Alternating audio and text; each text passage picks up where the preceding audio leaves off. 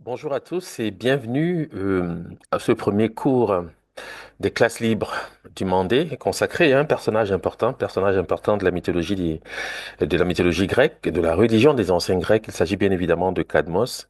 Et ce premier cours a pour thème Cadmos l'Africain, quand l'Afrique civilisait l'Europe.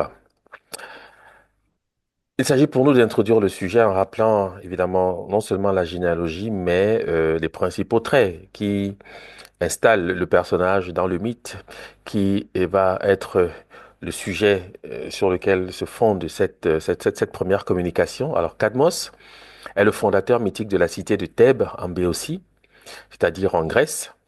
Son père, Agénor, roi de Tyr en Phénicie, était originaire de Memphis, ancienne capitale des pharaons d'Égypte.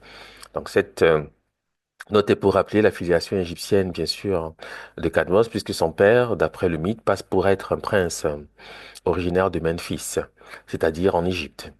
Et Hérodote écrit dans son histoire, ces Phéniciens, arrivés en Grèce avec Cadmos, introduisirent l'alphabet que les Grecs, à ce que je crois, ne possédaient pas auparavant.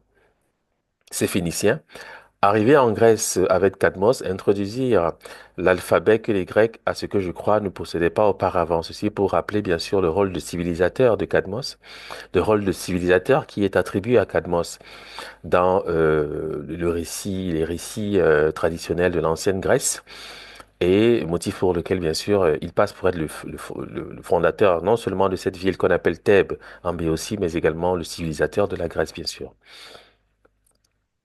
Alors ici, il existe bien sûr des artefacts qui témoignent de cette tradition. Ici, en l'occurrence, il s'agit d'une pièce qui présente Cadmos apportant l'alphabet au grec. Il s'agit bien sûr de l'alphabet dit phénicien, qui, nous le verrons, a quelques affinités, bien sûr, avec les caractères sacrés égyptiens, puisqu'ils en proviennent.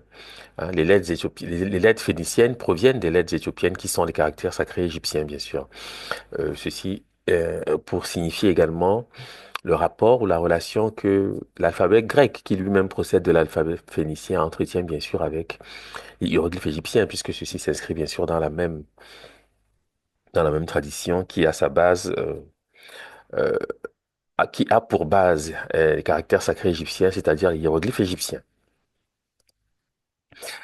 La Phénicie a été un territoire subjugué pendant plusieurs siècles par les anciens Égyptiens, et il faut savoir que le père de Cadmos, qu'on appelle Agénor, passe parfois pour être le roi de Sidon. Donc parfois il est décrit comme roi de Tyr, parfois roi de Sidon. Et ici vous avez un des sarcophages qui provient, le sarcophage d'un des rois de Sidon. Ceci pour signifier, bien sûr, la proximité que les Phéniciens et la tradition phénicienne entretenaient avec la tradition des anciens Soudanais, puisque le sarcophage, vous le savez, est une production culturelle de l'Égypte pharaonique, typique de l'Égypte pharaonique. Et si on trouve des rois phéniciens dans ce même apparat, c'est bien pour rappeler évidemment la proximité religieuse, traditionnelle que les Phéniciens entretenaient avec les anciens Égyptiens, c'est-à-dire les anciens Soudanais. Alors maintenant, je vais introduire le mythe et qui va nous servir de fil directeur tout au long de cette communication. Cadmos doit, sur l'ordre de son père, partir à la recherche de sa sœur Europe enlevée par Zeus et menée en Crète. Cadmos doit, sur l'ordre de son père, partir à la recherche de sa sœur Europe enlevée par Zeus et menée en Crète. Cadmos parcourt la terre entière. Nulle part il ne trouve trace de sa sœur. Ne sachant plus que faire, son père lui ayant interdit de revenir sans Europe, Cadmos consulte l'oracle d'Apollon à Delphes. Loin de répondre à ses interrogations, L'oracle lui enjoint de suivre une jeune vache et de jeter les fondations d'une ville là où l'animal aura choisi de se reposer. De Phocide, donc, Cadmos et ses compagnons suivent la vache jusqu'en Béotie, où, épuisée, elle se couche dans l'herbe.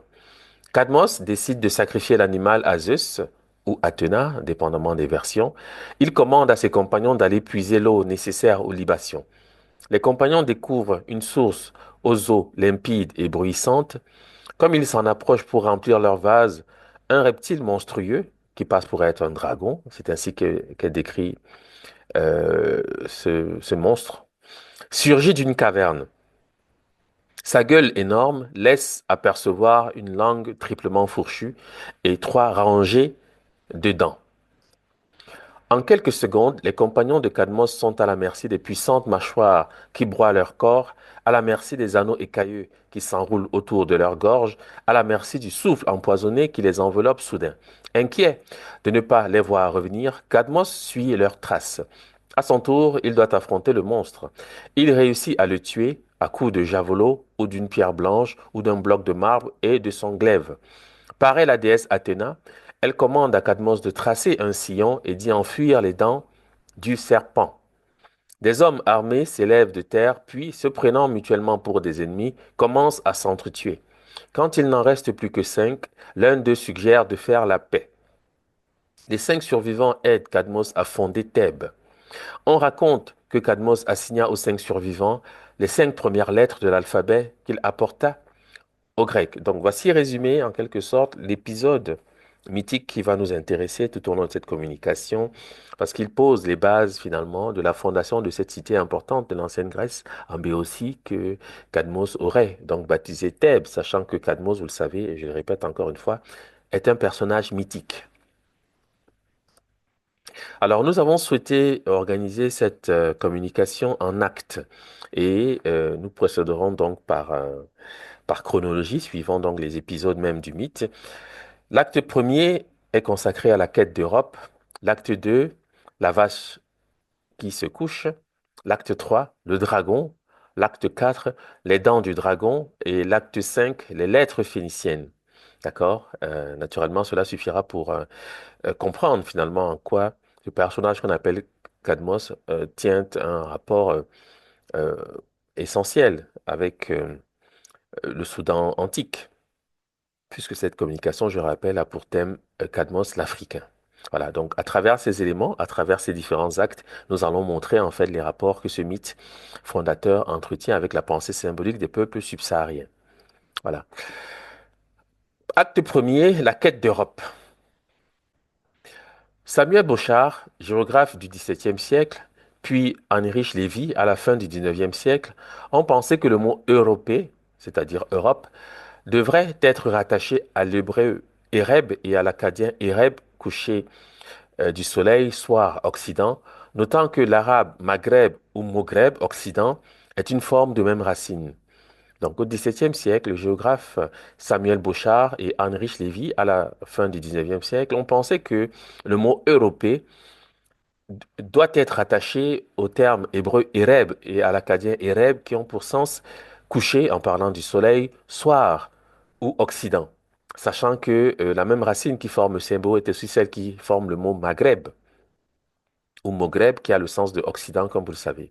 Et bien sûr, en Turquie, le mot est arabe et désigne les Noirs en général. La lettre P inexistante en arabe devient donc un B, d'où arabe qui devient arabe, le mot arabe que nous connaissons aujourd'hui, sans plus se souvenir que ce terme est en réalité une désignation des peuples éthiopiens, c'est-à-dire des Noirs d'une manière générale.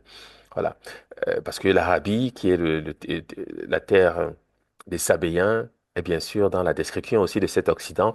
Et nous allons, à travers cette communication, rappeler pourquoi tous ces territoires où se sédentarisent les humains ont toujours une connotation, une relation évidente avec euh, l'idée Occident, l'idée Ouest, l'idée soir, etc. Chez les Grecs, le terme Erebos, qui est de même extraction, désigne une divinité infernale qui personnifie les ténèbres, c'est-à-dire la nuit, le soir, éventuellement l'Occident. Autrement dit, le monde souterrain, puisque l'Occident est associé au monde souterrain, comme vous le savez, naturellement. Voilà. Alors bien sûr, des scènes décrivent donc cet enlèvement d'Europe par Zeus. Zeus qui l'enlève sous la forme métamorphosée en taureau, parce qu'il se sera métamorphosé en taureau pour pouvoir enlever cette princesse phénicienne qui porte donc le nom d'Europe et qui va donc donner son nom au continent européen, comme vous le savez naturellement. Donc elle est décrite souvent, de manière générique, assise sur un taureau. D'accord? C'est comme ça que les artistes de l'Antiquité a souvent souhaité la représenter. Le taureau étant bien sûr dans ce contexte une image de cette divinité, de la divinité suprême de la religion des anciens Grecs qui porte le nom de Zeus. OK? Bon. Alors, premièrement, ce qu'il faut savoir, c'est la symbolique à laquelle se rattache finalement ce taureau. Hein. Pourquoi Zeus se métamorphose en taureau et en finalité, que signifie ce taureau sur lequel est assise la princesse phénicienne lorsqu'elle est enlevée? D'accord? Je vais citer ici une note de Friedrich Max Müller qui rappelle simplement à quoi il faut s'appliquer lorsqu'il s'agit de décrire cette divinité suprême de la religion des anciens Grecs que nous appelons donc Zeus. Par Zeus, les Grecs signifiaient plus que le ciel visible, plus même que le ciel personnifié. Pour eux, Zeus était et est resté, malgré tous les obscurcissements mythologiques, le nom de la divinité suprême. Et quand même il se serait souvenu que Zeus signifiait dans l'origine le ciel, cela ne les aurait pas plus troublés que s'ils s'étaient rappelés que Thumos, âme, esprit, avait signifié primitivement souffle de vent.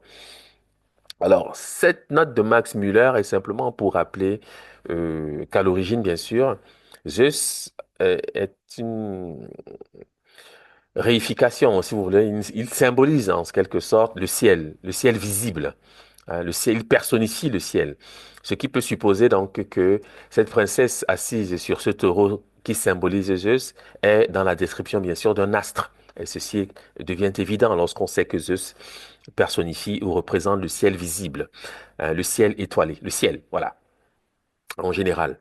Voilà. Donc, ce qu'il faut comprendre, c'est cette relation établie par le symbolisme qui consiste à rappeler qu'en réalité, par ce taureau, vous devez comprendre qu'il s'agit d'une image du ciel et que cette princesse assise et enlevée dans ce contexte est bien sûr une image ou l'image d'une étoile. Il s'agit pour nous de découvrir de quelle étoile il est question. Donc, premièrement, il s'agit d'une, d'un rappel, puisque la chose vient d'être énoncée.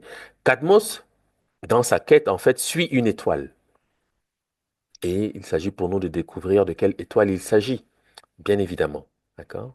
Puisque je rappelle encore une fois que ce taureau est dans la description de Zeus qui personnifie le ciel. Et l'enlèvement est une traduction, si vous voulez, de la course des étoiles, de la course des astres, symbolisée par l'enlèvement dans ce contexte. Et cette princesse personnifie une étoile particulière qu'il s'agit pour nous de découvrir. Et c'est cette étoile qui constitue, en quelque sorte, si l'on veut, la quête de Cadmos, puisque il est dans la quête d'Europe qui, comme on le voit, est censée personnifier, donc, à travers le symbolisme rappelé par le mythe même, symboliser donc une étoile. Voilà. Alors, ce qu'il faut savoir, c'est que la découverte de cette étoile est conditionnée, bien sûr, encore par le même taureau. Hein. Parce que non seulement il est dans la personnification du ciel à travers l'image de Zeus qu'il revendique, mais le taureau est encore l'élément qui permet, vous le verrez, de découvrir euh, l'étoile à laquelle se rapporte cette princesse qui porte le nom donc d'Europe dans le mythe qui nous intéresse. Europe, pays qui, comme vous le savez, a le sens d'Occident, hein, d'Occident soir. D'accord? Bon. Alors, premièrement, il s'agit de questionner le nom que porte le taureau dans la langue même des Grecs. Le mot est tauros, hein, qui traduit le terme taureau en français, affilié bien sûr au terme taureau par le latin taurus, puisque c'est la même extraction, c'est la même racine, c'est le même mot en quelque sorte qui ne fait qu'évoluer à travers ces différentes langues. Mais ce qu'il faut savoir, eh bien, c'est que ce mot n'est pas isolé, parce qu'il participe d'un ensemble lexical en fait très étendu. Et les Grecs retiennent ce mot aussi en vertu, bien sûr, de l'étendue même ou les origines finalement de ce terme. On le comprend à travers ces données que j'expose maintenant. Donc, lorsque le grec dit tauros pour signifier taureau, il faut savoir que c'est le même mot employé dans les langues sémitiques et les langues éthiopiques pour désigner le même animal. Donc, notamment ici, nous aurons l'araméen syrien qui dira taora pour signifier taureau, l'araméen judaïque qui dit Torah pour signifier bœuf ou taureau, Le meri, c'est thaour, c'est le taureau. En ougaritique, c'est taureau pour signifier taureau. En arabe, c'est thaour pour signifier taureau. En hébreu, c'est shor pour signifier bovidé. Il s'agit ici d'une mutation phonétique, car bien sûr, il s'agit du même mot. Donc, ce n'est qu'une mutation phonétique, donc une évolution du mot par sa forme phonétique, en quelque sorte, mais il ne s'agit pas évidemment d'un mot différent. Ça, j'insiste parce qu'on n'a pas toujours le réflexe ou la présence d'esprit de s'en souvenir. En acadien, c'est churro pour signifier taureau. En gaise, c'est chor ou chor pour désigner le bœuf, le taureau. En tigré, bien sûr, c'est chor qui sont, pour ce qui concerne le gaise et le tigré, bien sûr, des langues éthiopiques. Chor pour signifier taureau. Bœuf. Et j'insiste encore pour rappeler que le mot faoura et le mot chor, c'est le même mot. Il s'agit simplement de ce qu'on appelle une mutation phonétique. Alors, maintenant, je dis ceci pour bien rappeler, quant à moi, l'origine de ce terme. Ok. Parce qu'il passe comme ça, il paraît ainsi dans les langues sémitiques et évidemment en grec, mais il faut savoir que ce mot a une origine et cette origine est soudanaise. Et c'est ce que je vais maintenant décrire. Le taureau est un animal domestiqué pour les besoins de l'agriculture. Vous le savez, le taureau est un animal domestiqué pour les besoins de l'agriculture, une habitude du sédentaire qui, à la différence du nomade, réalise les travaux champêtres. Pourquoi j'ai introduit le fait de cette manière? C'est parce qu'il faut savoir que, évidemment, historiquement, les Éthiopiens sont des, c'est-à-dire les Soudanais sont des sédentaires, à la différence des peuples sémites qui sont des nomades. Cela signifie qu'en réalité, bien sûr, le taureau a d'abord été domestiqué, c'est-à-dire il a d'abord été connu par les peuples éthiopiens. Et vous verrez que les peuples éthiopiens, c'est-à-dire soudanais, utilisent le même mot qui paraît dans les langues sémitiques pour désigner le même animal. Donc la filiation est celle-ci que ce mot du Soudan est passé au sein des langues sémitiques. L'inverse ne peut pas être vrai puisque le taureau est un animal domestiqué et la domestication des animaux est un apanage. Pour ce qui concerne évidemment la pratique de l'agriculture, est un apanage des peuples sédentaires, dont parmi les premiers, bien sûr, on compte naturellement les Soudanais, c'est-à-dire les anciens Éthiopiens. Donc, le taureau est un animal domestiqué pour les besoins de l'agriculture, une habitude du sédentaire qui, à la différence du nomade, réalise les travaux champêtres. Cette remarque peut suffire à prouver que le nom sémitique du taureau provient des mots soudanais désignant le même animal. Le Soudan et son creuset nilotique ayant une préséance manifeste pour l'acquisition des techniques agricoles. Le Bambara donne ainsi Ntoura pour signifier taureau, le Mandinka Toura pour signifier taureau, le Malinké Toura, c'est taureau. En Maoka, qui est le Malinké parlé en Côte d'Ivoire, c'est Tola, mutation phonétique, qui désigne également le même animal, c'est-à-dire le taureau. Et vous observez immédiatement que, bien sûr, ces termes sont ceux qui apparaissent au sein des langues sémitiques pour désigner le même animal. On le voit notamment ici avec l'araméen Torah, qui n'est qu'une mutation contextuelle du Maoka Tola, pour désigner le taureau. Et je répète qu'en réalité, eh bien, il ne faut pas s'imaginer que ces mots étaient sémitiques puis sont passés dans les langues soudanaises. C'est l'inverse qui est vrai, puisque les Soudanais sont des sédentaires, donc les premiers peuples qui ont domestiqué cet animal.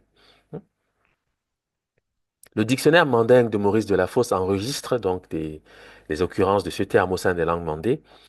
Tora, Tola, Tolan, Toura, Tula, taureau, mâle de l'espace bovine, taureau, en parlant également du signe du zodiaque et de la constellation. Une série à laquelle Maurice Delafosse trouve des équivalences également en Guerzé, Tola, c'est le taureau, Amona, Toura, c'est le taureau, Anaosa, taureau désigne le mâle en général, et on dit Taori pour signifier le bouc. En Teda, Dor, c'est le taureau, en Ani, Toura, c'est le taureau. D'accord? L'animal euh, sur lequel se tient assise la princesse phénicienne qui porte le nom d'Europe, qui a pour sens Occident. Alors, Charles-Louis Fleury-Panckouke, dans sa description de l'Égypte, écrit ceci. Attir ou Tour, comme l'écrit Eusèbe, désignait le mois du taureau parce que Attir signifiait en égyptien bœuf, taureau, ainsi qu'Ézéchius nous l'atteste encore. Attir est le nom d'un mois et du bœuf pour les Égyptiens, et Tour, dont le pluriel est Atouer, signifie en arabe bœuf ou taureau. Bien sûr, le terme Attir ou Tour, qui paraît dans ce contexte, est tout naturellement le nom d'une déesse qui, comme vous le savez, est bien sûr Hathor, qui est aussi le nom d'un mois dans le calendrier égyptien. D'où cette note qui permet en finalité d'identifier la nature de cette princesse qui passe pour être phénicienne d'après le mythe, mais qui est en réalité dans la description, on le voit à travers l'image même du taureau qui ici sert à écrire, vous le verrez le nom, en tout cas, qui trouve une affinité remarquable avec la déesse appelée Hathor, et bien on est capable à ce moment-là de comprendre qu'en réalité, cette princesse appelée Europe est tout à fait dans la description finalement de cette déesse qui la précède de plusieurs millénaires et qui est bien sûr Hathor. Et la chose va se préciser. Plutarque signale dans son traité d'Isis et Osiris que les anciens Égyptiens désignaient parfois Isis du nom d'Aturi. Donc, ce qui montre qu'en réalité, bien sûr, Isis c'est Hathor et Hathor c'est Isis. Avec ceci que l'étoile d'Isis, bien sûr, c'est Sirius, ce qui fait comprendre qu'en réalité, la quête de Cadmos s'inscrit dans la suite, si on le souhaite, on peut l'imaginer de cette manière, euh, de Sirius, car l'étoile qu'il est en train de suivre, bien sûr, c'est Sirius, avec l'idée d'un lever héliaque, puisqu'en finalité, Cadmos, bien sûr, représente le Soleil. Évidemment, mais la chose va être précisée ensuite, mais je le dis déjà pour que vous ayez les idées claires sur le sujet et que vous sachiez que ce que nous sommes en train de rechercher dans ce contexte-ci. Cette princesse appelée Europe symbolise une étoile à travers les éléments présentés précédemment. Et cette étoile, bien sûr, c'est Sirius. Mais il ne s'agit pas simplement de le dire, encore faut-il le démontrer, et c'est ce que nous allons voir. Plutarque, dans son traité d'Isis et Osiris, signale que les anciennes égyptiennes désignaient parfois Isis du nom d'Aturi, c'est-à-dire Hathor, signifiant habitation cosmique d'Horus. Théophile Obenga précise, Aturi est donc bien la déesse Hathor, dont le nom signifie effectivement demeure d'Horus ou le sein des espaces célestes, en tant que séjour, c'est-à-dire maison, habitation, demeure du dieu Horus. La déesse du ciel Hathor était désignée par le même nom, demeure d'Horus. Alors, ce qu'il faut savoir, bien évidemment, c'est que puisque identifié à Sirius, il faut savoir questionner évidemment le nom que porte cette étoile en égyptien pharaonique. Alors, le nom de Sirius est écrit à partir d'un symbole, d'un signe, d'un objet qu'on appelle une pointe. D'accord? Vous avez ici donc le nom de la pointe et c'est le nom de la pointe qui est transféré à la graphie ici à droite pour signifier Sirius, Sotis, etc. C'est-à-dire l'étoile Sirius, l'étoile la plus brillante du Soleil, qui est l'étoile d'Isis dans le ciel, bien évidemment. C'est-à-dire d'Hathor, parce que Hathor est la même qu'Isis, naturellement. D'accord? Bon. Alors, pourquoi je présente ceci? C'est parce qu'il faut savoir, bien sûr, comment s'appelle la pointe en égyptien pharaonique. Et c'est ce qui justifie, bien sûr, euh, du rapport qui est établi avec le taureau sur lequel se tient assise la princesse en question, qui, on l'aura compris, symbolise Sirius. Parce que vous devez savoir qu'en copte, cette graphie, eh bien, est lue par le copte souré, qui signifie pointe. Mais on comprend qu'il s'agit d'un homophone du nom que prend le taureau, à travers notamment les formes du gaze, shor, etc., bœuf taureau, hébreu, shor, etc., qui devient taureau ou thaour, notamment en ogarétique ou en arabe. Et il faut encore se souvenir que le terme taureau est bien sûr le nom générique que porte l'étoile au sein des langues mandées. J'en veux pour preuve ici le Togokan, qui est une langue dogon, où taureau désigne l'étoile et en toroso, où tolo désigne l'étoile. On dira notamment sigitolo ou sigitoro pour signifier Sirius, bien sûr, au sein des langues dogon. Donc, c'est hein, ce départ ici en l'occurrence le nom que prend l'étoile au sein des langues mandées, en bambara c'est Dolo. C'est ce départ qui justifie euh, du symbolisme auquel se rattache en quelque sorte le rapt ou l'enlèvement de cette princesse qu'on appelle Europe et qui a pour sens Occident. Parce qu'elle est dans une course, elle va de l'Est vers l'Ouest. C'est-à-dire elle suit évidemment la course du Soleil, mais en réalité c'est Cadmos qui incarne dans ce contexte le Soleil et qui suit donc cette étoile. En tous les cas, la course se fait de l'Est vers l'Ouest, puisque la Phénicie c'est l'Est et l'Europe qui va hériter du nom de la princesse, et bien sûr c'est l'Ouest. D'accord? Donc c'est ce qu'il faut comprendre, c'est que l'enlèvement de cette princesse qu'on appelle Europe manifeste ou traduit la course des étoiles.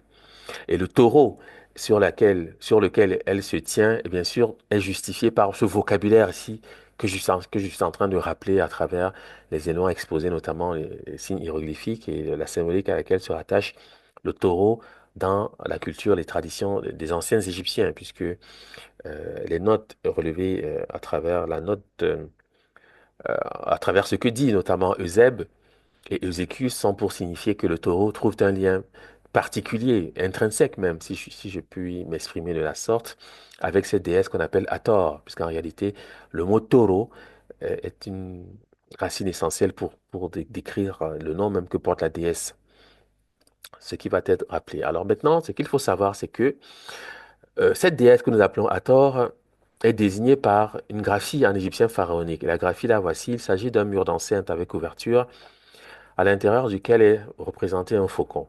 Voici pourquoi on dit que ce nom a pour sens la demeure d'Horus, puisque ce faucon passe pour être Horus, et cette enceinte avec porte passe pour être donc passe pour soutenir l'idée maison. D'accord? L'idée maison, demeure, etc. C'est pourquoi on dit que le nom de la déesse a comme sens demeure d'Horus. Alors, ce qu'il faut savoir, c'est qu'il s'agit ici en réalité d'une graphie ou d'un signe composite. Parce que vous avez d'une part le mur d'enceinte avec ouverture et d'autre part le faucon. D'accord? Et lorsqu'ils sont associés, on dit que c'est le nom d'Hathor qui a pour sens demeure ou maison d'Horus. D'accord? Bon. Alors,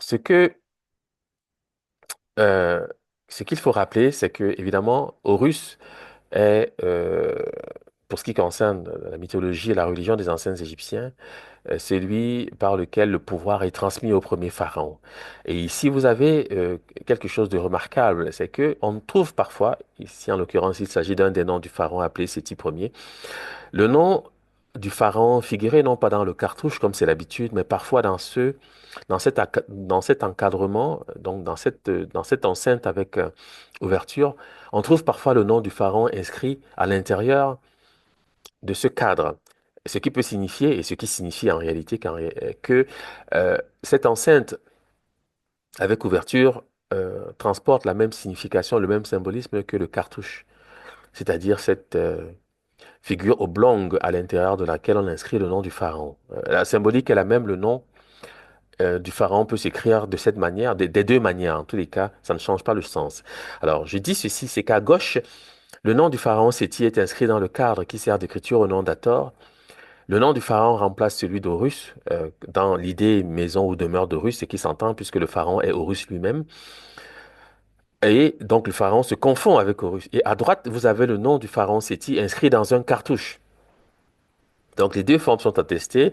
La forme ici à gauche, vous la trouverez notamment au temple d'Osiris à Abydos, hein. Le nom du pharaon est plus souvent écrit de cette manière, puisque le temple d'Osiris à Abydos a été, sinon construit en tous les cas, a, a- a- reçu une empreinte particulière pendant le règne du pharaon Séti Ier, qui, comme vous le savez, est le père du très célèbre Ramsès II.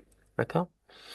Donc, ce que je suis en train de rappeler ici, et le passage que je suis en train de réaliser, est très important, ok? Parce qu'il place comme acquis la relation que l'enceinte avec ouverture entretient avec le cartouche. Car symboliquement, ces deux représentations soutiennent le même sens. D'accord? C'est très important ce que je suis en train de dire, avec ceci que c'est encore à partir du nom d'Hathor que ça envisage finalement, évidemment, ces graphies, puisque le nom d'Hathor passe pour être la demeure d'Horus et que Horus, c'est le pharaon lui-même, motif pour lequel on peut remplacer le faucon par le nom du pharaon à l'intérieur de ces encadrements-ci. Bon. Naturellement, le cartouche, qui est, comme je viens à l'instant de l'indiquer, dans la même symbolique que l'enceinte avec une ouverture, n'est que l'enlongement d'un signe que les égyptologues ont baptisé l'anneau chêne, hein. C'est un anneau qui, lorsqu'il s'allonge, devient le cartouche. Mais c'est le même objet. Simplement, pour écrire le nom du pharaon, eh bien, on l'allonge et il devient donc oblong. Mais c'est le même signe. D'accord? Et qu'il s'agisse donc évidemment de l'enceinte avec ouverture ou du cartouche ou de la nouchaine, eh bien, tous ces symboles se réfèrent à un seul et même symbole qui est un symbole soudanais que les Malinké Bambara appellent Kara, avec l'idée de cercle parfait. D'accord? Qu'est-ce que c'est que ce cercle parfait? Premièrement, vous reconnaîtrez qu'il s'agit d'un hiéroglyphe bien connu qui passe pour être l'hiéroglyphe du soleil, mais ce n'est pas tout à fait cela, parce qu'en réalité, ce symbole que les Malinké Bambara appellent Kara est la matérialisation du tournement primordial qu'ils appellent Munung Folo. De Munung qui signifie tourner, tournoyer, et de Folo qui signifie premier. D'accord? Et en réalité, il s'agit bien évidemment de la spirale de la création. C'est le motif pour lequel on sait que le cartouche représente l'espace où s'étend le pouvoir du pharaon, l'intérieur étant le royaume, motif pour lequel on inscrit le nom du pharaon à l'intérieur de cet encadrement avec l'idée qu'il est le maître du royaume, c'est-à-dire le maître de l'univers, puisque cet univers et le royaume se confondent dans la même idée en réalité. D'accord? Donc, ce que je dis, c'est bien clair, c'est qu'il faut savoir que qu'il s'agisse de l'enceinte avec ouverture ou du cartouche ou de l'anneau, tous ces trois symboles se rapportent et se réfèrent à un seul et même symbole que les Soudanais appellent Kara. Il s'agit ici d'un symbole traditionnel soudanais qui est issu d'un ordre initiatique qu'on appelle le Komo ou Mandé. D'accord? Donc, c'est un hiéroglyphe, bien évidemment, puisque les Malinké ont cette filiation avec l'Égypte antique. Ils disent eux-mêmes qu'ils viennent d'Égypte, donc c'est un fait. Alors, il faut comprendre que ce symbole Kara, qui en égyptien pharaonique, d'après l'égyptologue, passe pour être le signe du soleil. Pourquoi? Parce que il s'agit en réalité de la course du soleil, bien évidemment. C'est l'arbre solaire qui est décrit parce que la spirale de la création est bien sûr dans la course des astres, dont le soleil, naturellement, imprime l'intelligence de ce signe pour les motifs qu'il s'agit évidemment de la spirale de la création. Donc, ce qu'il faut comprendre, c'est que ce cercle avec point au noir au centre matérialise le tournement primordial qui est appelé Munumfala. D'accord? Motif pour lequel on sait que le cartouche, tout comme l'enceinte avec ouverture, tout comme cet anneau chaîne, bien sûr, matérialise l'espace où s'étend le pouvoir du pharaon, l'intérieur étant l'univers et l'extérieur, bien sûr, les ténèbres ou l'inconnu. Je vais préciser à la suite de ce que je suis en train de dire ici à quoi ceci se réfère précisément. D'accord? Bon. Alors, naturellement, si Europe personnifie l'Occident à travers le nom même qu'elle porte, c'est parce que la déesse Hathor est appelée en Égypte antique la déesse de l'Occident. Hein, ce qui est encore pour nous l'occasion de rappeler qu'en réalité, bien sûr, cette princesse phénicienne qu'on appelle Europe n'est autre que Hathor, bien sûr, puisque par les éléments que je viens d'exposer, la chose s'entend, se recoupe notamment à travers l'image du taureau, qui est intrinsèquement associée à cette princesse qu'on appelle Europe, c'est-à-dire Occident, et qui est une épithète de la déesse Hathor, qui est appelée la déesse de l'Occident. Et bien sûr, je rappelle encore une fois que la quête de Cadmos se rapporte à la course des astres, qui est dans le tournement primordial ou la spirale de la création, qui est appelée Munung Fola. D'accord? C'est-à-dire tourner premier, tournement primordial. D'accord? C'est de ça qu'il s'agit.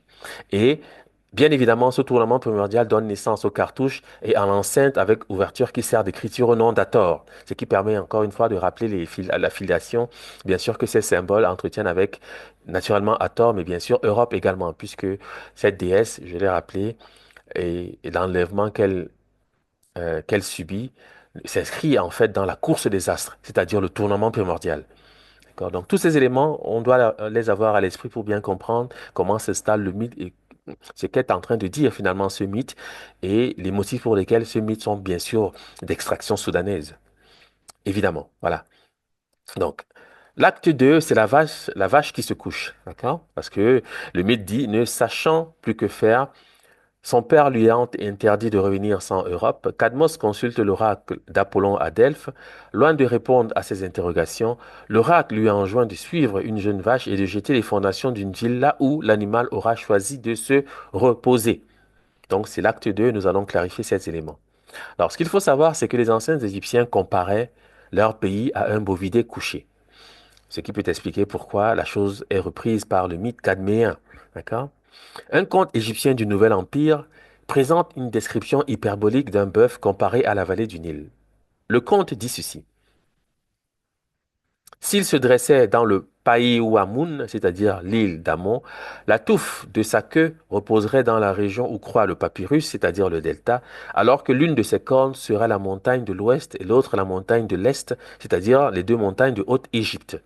Le grand fleuve étant sa place de repos, c'est-à-dire le Nil, bien évidemment. Et il faut se souvenir que, bien sûr, si le mythe cadméen, c'est-à-dire l'histoire de Cadmos, revendique également euh, cette image pour l'établissement, la fondation du royaume, c'est bien parce que, naturellement, déjà en Égypte antique, c'est-à-dire dans l'ancien Soudan, il y avait cette comparaison faite entre la vallée du Nil, tout au moins l'Égypte pharaonique, la géographie de l'Égypte pharaonique, et la génisse et la vache couchée.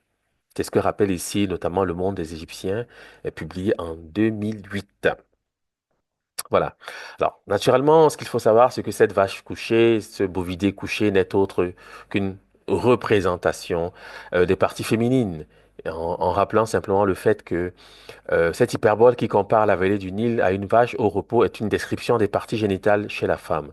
Les deux cornes figurant les trompes, c'est-à-dire les deux montagnes, figurant les trompes, l'utérus, le lit du fleuve ou le corps de l'animal et le delta, le vagin ou la partie postérieure de l'animal. C'est ce qui est décrit ici parce qu'en réalité, la géographie de la vallée du Nil a souhaité s'apparenter évidemment à la description des parties féminines pour des motifs qui vont être clarifiés par la suite, mais déjà par le fait même qu'il s'agit bien sûr de l'utérus, c'est-à-dire la demeure d'Horus. La demeure d'Horus, Horus c'est le pharaon. La demeure d'Horus, c'est bien sûr l'utérus, parce que cette enceinte, d'ailleurs même en français ça s'entend, on peut dire enceinte en parlant d'un mur ou enceinte en parlant d'une femme gravide, c'est-à-dire une femme enceinte. D'accord? Quoique le terme gravide s'applique aux animaux bien sûr, mais vous comprenez l'idée. D'accord?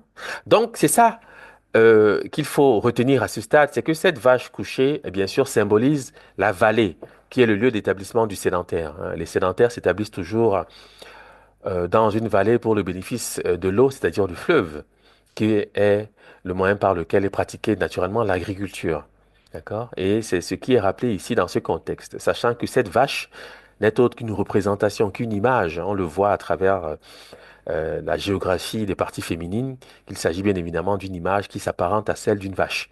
D'accord? C'est pour cette raison, j'insiste sur ce fait, que non seulement le conte égyptien prend en charge cette image pour décrire la vallée du Nil, mais également le mythe cadméen prend la même image pour décrire le lieu de fondation de cette fameuse Thèbes, qui est aussi le nom, vous le verrez, que porte la capitale de Haute-Égypte, la capitale des pharaons d'Égypte. Voilà. Alors, la première chose qu'il faut retenir, en tout cas, en tous les cas, il faut tirer de ceci deux conclusions. La première est que le pays, le chez-soi, est toujours en relation avec le placenta, la matrice ou l'utérus, c'est-à-dire l'appareil placentaire. Le motif pour lequel, d'ailleurs, en Afrique subsaharienne, chaque peuple sait définir une origine d'après le placenta. D'accord? On définit, en Afrique subsaharienne, on définit l'origine d'un individu d'après le lieu où se tient son placenta. D'accord? Où se trouve son placenta. Ça, je pense que c'est une idée généralement partagée par les peuples subsahariens. La seconde chose qu'il faut retenir, c'est que le pays de chez soi est toujours l'Ouest, l'Occident, c'est-à-dire le lieu où le soleil se couche. Le lieu où le soleil se couche, c'est-à-dire la demeure du soleil, parce qu'il s'agit en réalité du monde souterrain. Donc, le pays, le chez soi, est toujours en relation avec l'Ouest, l'Occident, toujours. Hein, ça, il faut vraiment le comprendre. Et la raison de ceci est précisée par ce vocabulaire que je vais mobiliser et les explications qui vont suivre. La première chose qu'il faut retenir, bien sûr, c'est que, par exemple, dans une langue comme le Bassa, on dira Kombo, pluriel bikombo, pour dire région, zone. En Douala, le terme est Ekombo pour signifier pays, patrie. En Bakoko, c'est Ekombo pour signifier pays. Ce vocabulaire s'apparie au mot du repos. Au mot du repos, notion qui rejoint la description de la vache au repos, de l'hyperbole égyptienne, du pays et bien sûr du mythe cadméen. Par exemple, en Babon, ici je cite des langues du Sud Cameroun, notamment du domaine Manengumba. En Babong, on dira Ekombo. Le Babong est une langue apparentée au Douala, hein, participe de la même famille qui est dite, bon, généralement on dit Sawa, mais Sawa signifie rivage, littoral en réalité, parce que ces peuples sont dans la proximité maritime ou dans le littoral camerounais. Voilà.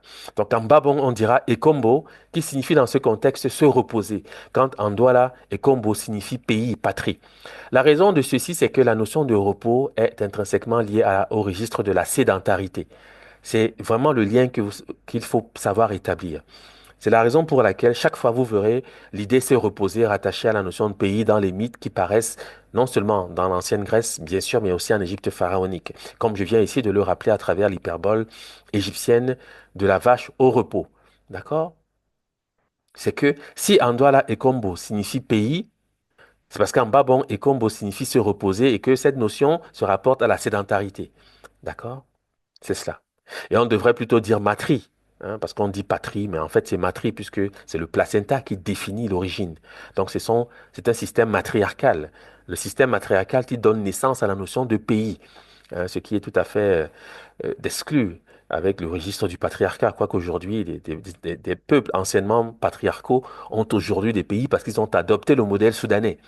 Mais à l'origine, les nomades, évidemment, n'avaient pas de pays. C'est le principe même du nomadisme en réalité. OK? Donc, en babon, on dira ekombo. Se reposer, alors ces langues participent de la même famille, qu'il s'agisse du babon ou du lefo, kombe. Se reposer, en inong, c'est keme. Se reposer, c'est une mutation phonétique de kombe et de ekombo. Avec ceci qu'il s'agit encore, je dois le rappeler, du nom de la vache, puisque la vache se dit ngombe au sein des langues dites bantou, notamment Swahili, Lingala, etc. Je pense que ça, vous le savez. En tous les cas, c'est quelque chose qui est aisément vérifiable. Voilà, donc c'est le nom même de l'idée aussi de repos. Voici pourquoi la vache est encore une fois sollicitée dans le registre de ces différents mythes que je viens ici de rappeler.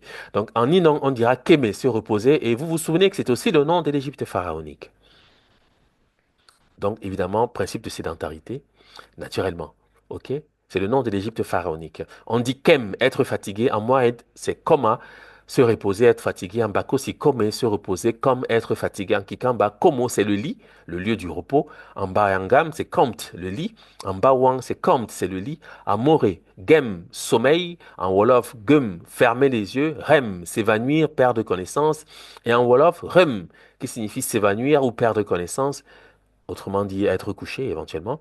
C'est un homophone de rem qui signifie être calciné, être carbonisé, être brûlé, brûlé. Et vous savez que c'est un terme que Cheikh Anta Diop a évidemment lié au nom, au signe qui sert d'écriture au nom authentique de l'Égypte pharaonique. Cette graphie qui est généralement lu Kemet, mais que le copte lit Kémé. Hein. C'est comme ça qu'il faut envisager cette lecture, c'est Kémé. C'est le nom de l'Égypte pharaonique même, d'accord? Et on verra donc que le fan va donc dire comé dans la même suite pour signifier matrice, placenta, utérus, bassin de la femme.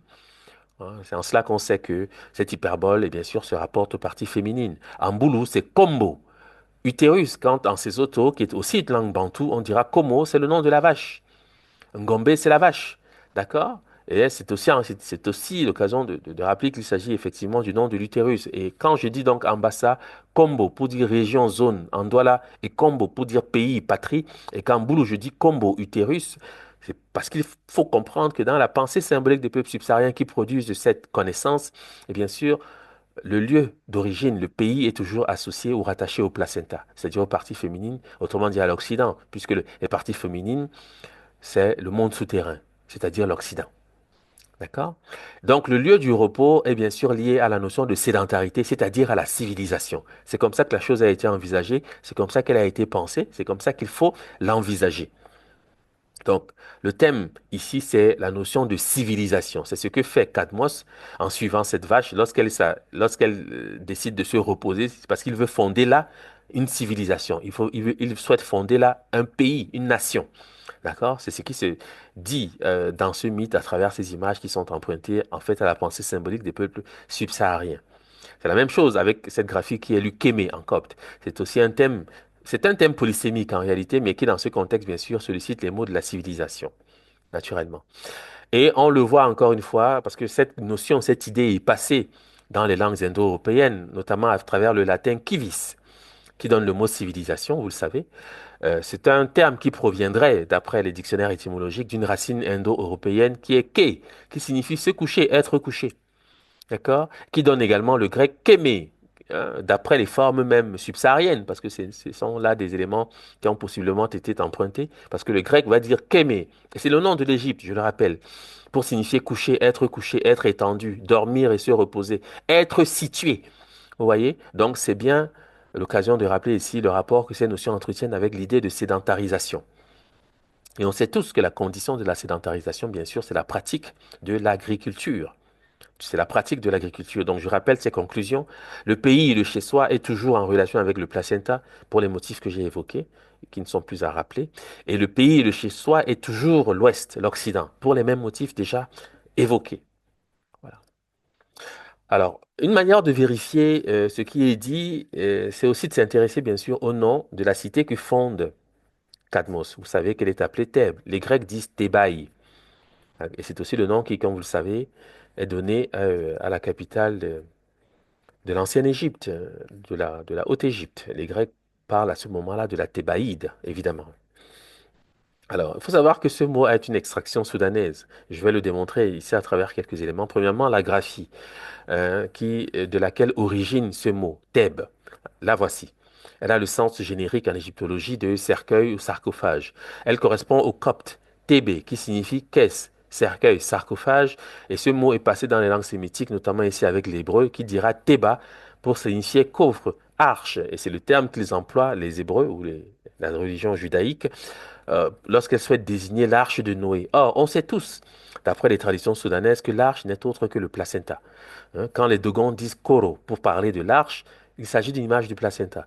Quand les Bambara disent Kuru pour parler de l'arche, il s'agit d'une image du placenta. Ça, on le sait, c'est la tradition qui est ainsi énoncée au sein du Mandé.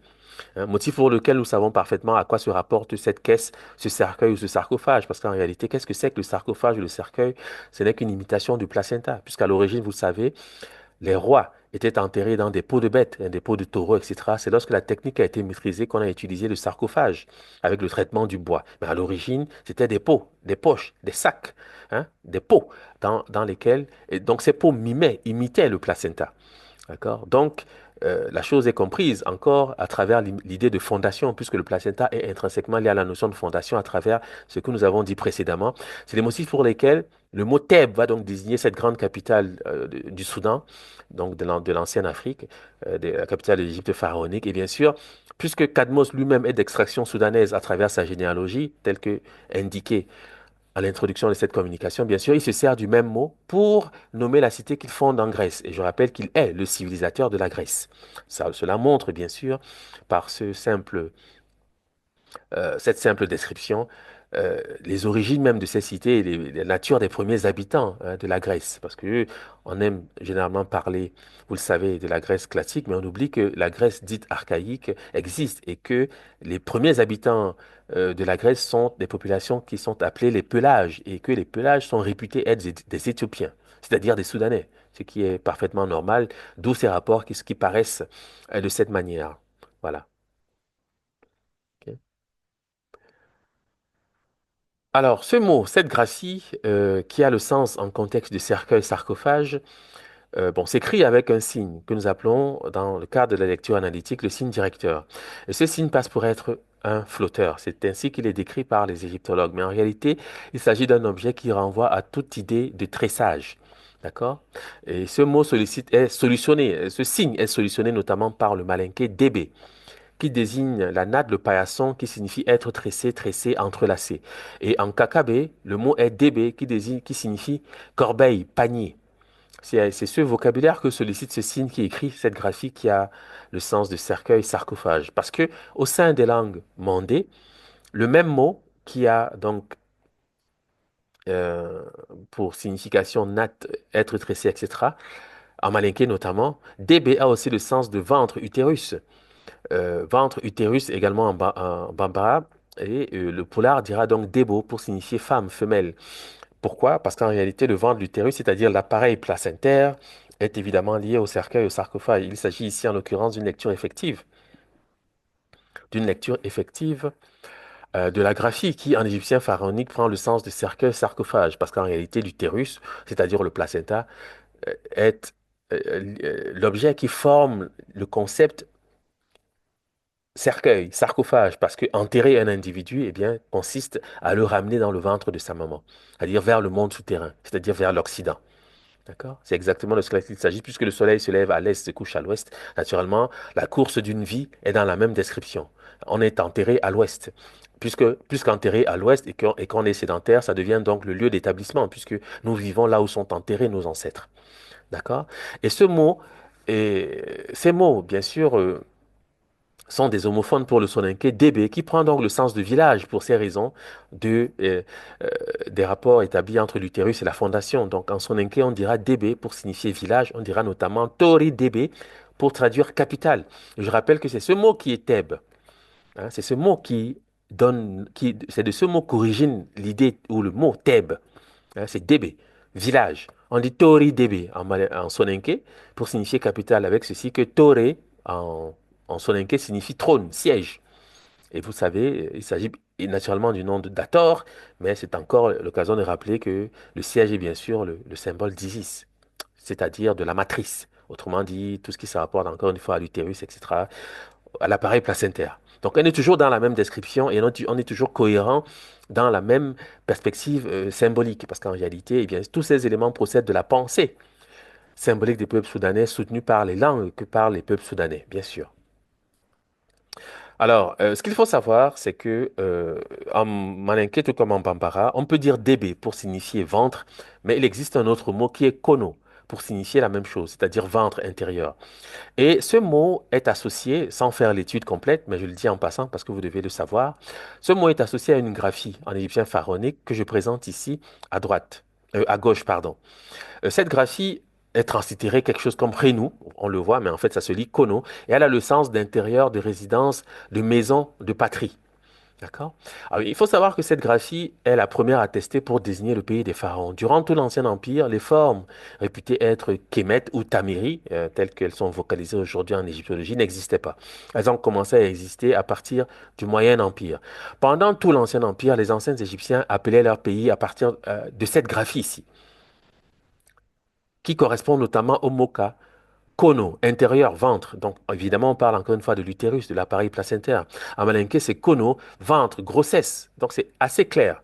D'accord? En mandinka, Kono, ventre, grossesse. Le bambara, Kono, intérieur, ventre, grossesse, offre quelques dérivés. On dira notamment Konoba, gros ventre, grossesse, Konoma, enceinte, grosse, pleine, Kononi, conception, l'attente d'un enfant, Konono ou Konona à l'intérieur, dedans, Kononto, moment attendu par les femmes enceintes, neuvième mois, chiffre 9, parce qu'évidemment, en bambara, tout comme en malinké, Kononto, c'est le chiffre 9.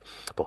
Ce qu'il faut savoir, c'est que ce symbole, souvent décrit et nommé Kara par les malinké bambara, qui a donc une affinité remarquable, comme je l'ai montré tout à l'heure, avec le cartouche, avec l'enceinte à ouverture ou avec l'anneau dit chêne par les égyptologues, eh bien, est aussi généralement décrit, comme vous le voyez ici à l'image, et à ce moment-là, il prend le nom de, il est appelé Dien Konona.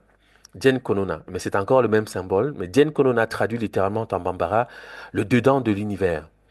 Parce que Dien, c'est l'univers, c'est le monde, et Kolona signifie l'intérieur, le dedans. En parlant, évidemment, encore une fois, de cet intérieur qui est ici blanc et qui représente le pays, l'univers, le cartouche, c'est cela, hein, en réalité. Et l'extérieur, ce sont les ténèbres, l'inhospitalité, l'incivilisation. Et le travail du pharaon consiste à étendre la surface ou la superficie de cet intérieur pour faire avancer la civilisation. Et le moyen de faire avancer la civilisation, bien sûr, c'est la pratique de l'agriculture. Donc, cet espace blanc que vous voyez est un vaste champ. Je le dis parce que on va trouver des relations avec ce que fait Catmos lorsqu'il arrive, on lui demande de planter des dents, etc. Vous allez comprendre cette symbolique ensuite. Mais je le dis déjà pour que ce soit clair. Et j'ai rappelé que c'est ce symbole, tantôt appelé Kara, tantôt appelé Dien Konona, qui donne naissance au mur d'enceinte avec ouverture et aux cartouches. D'accord? C'est le même symbole, c'est la même idée, c'est le même concept. Bon. Avec ceci que, bien sûr, le pays est toujours le ventre de la mère, est toujours l'intérieur, donc lié à l'utérus, le placenta, le chez-soi. Bien sûr. Maintenant, nous allons donc évoquer l'acte 3, le dragon, qui apparaît dans le mythe et qui va aussi les compagnons de Cadmos et qui va être tué par la suite, évidemment, par Cadmos. D'accord? Bon.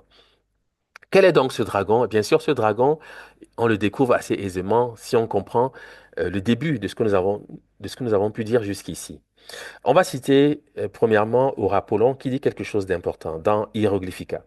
C'est une œuvre publiée autour du 5e siècle dans laquelle Aurapollon décrit un ensemble de signes hiéroglyphiques et fournit quelques explications tirées de la tradition égyptienne. Voilà. Il dit ceci. Comment il, en parlant des anciens Égyptiens, représente un roi très puissant? Quand ils veulent représenter un roi très puissant, ils peignent un serpent disposé comme pour figurer l'univers et ils lui mettent la queue dans la bouche.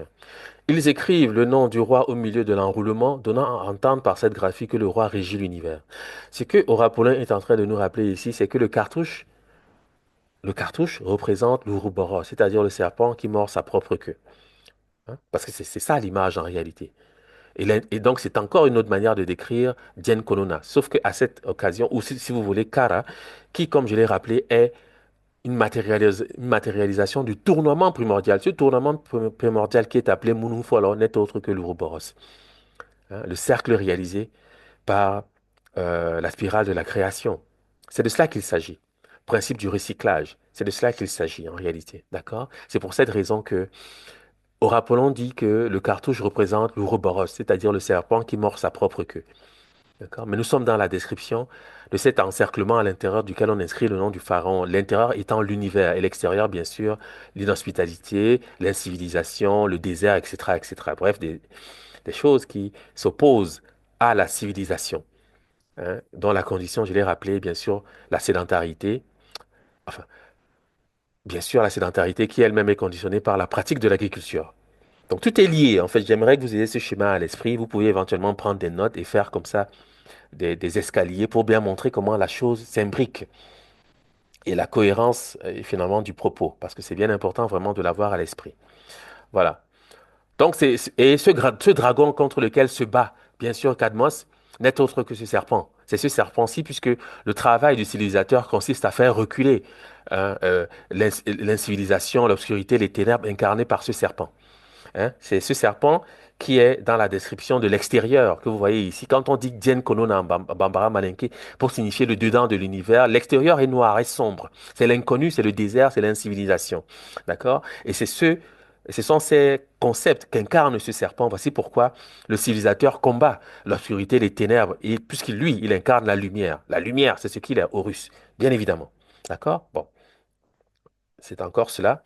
L'occasion de rappeler donc que l'intérieur de ce cercle qui est en fait l'Ouroboros, parce qu'on dit Kara chez les Malinké Bambara, qui est la matérialisation du tournement primordial. Et ce tournement primordial, c'est l'image de l'univers, c'est-à-dire la spirale de la création, qu'on résume à travers la figure de l'Ouroboros.